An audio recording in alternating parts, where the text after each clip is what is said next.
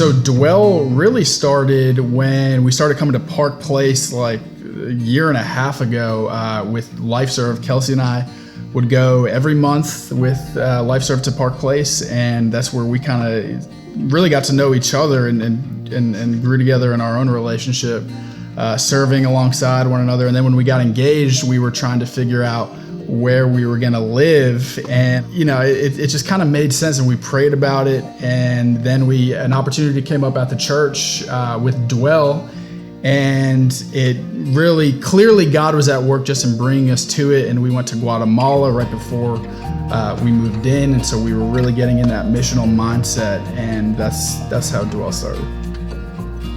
When we moved to Park Place, like James said, we had been coming here once a month for over a year.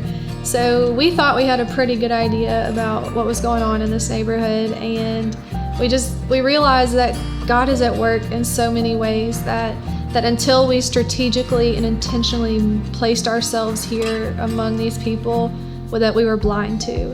And we've seen neighbors who love each other, who take care of each other, who take care of their elderly neighbors, take out their garbage, pick up their mail.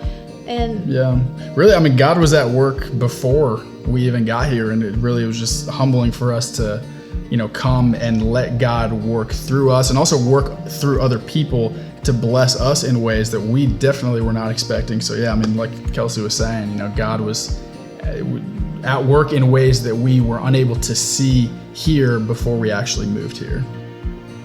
When you start any mission or any project like this, you come in with a lot of expectations, and we tried really hard not to do that, but even so, we had expectations of, how God was going to use us, how quickly it would take or how long it might take, and pretty soon we realized that's the first thing you have to give up. You have to give up your expectations, because God takes the little that we give Him and He multiplies it, and He uses it in ways that we never imagined possible. And we've seen that happen over and over again.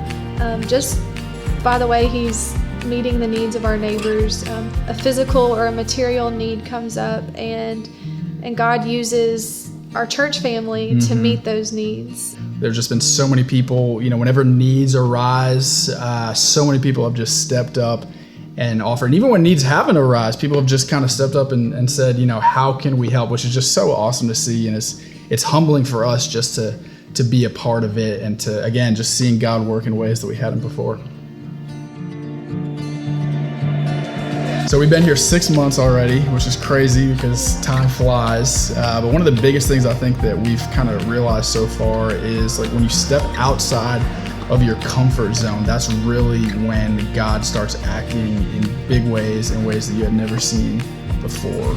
We're seeing that God is not only changing us, and He's not just changing our community, but He's changing our church through the ways that people are excited about giving, they're excited about serving, they hear what God is doing at Park Place, and they want to be part of it.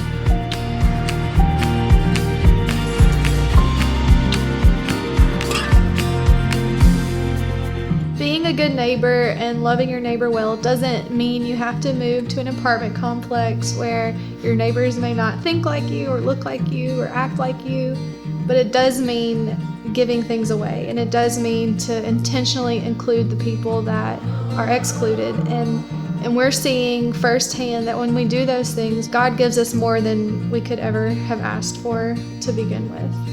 And we're learning that when you come to God with empty hands and you ask Him to fill you up, you'll never walk away empty-handed.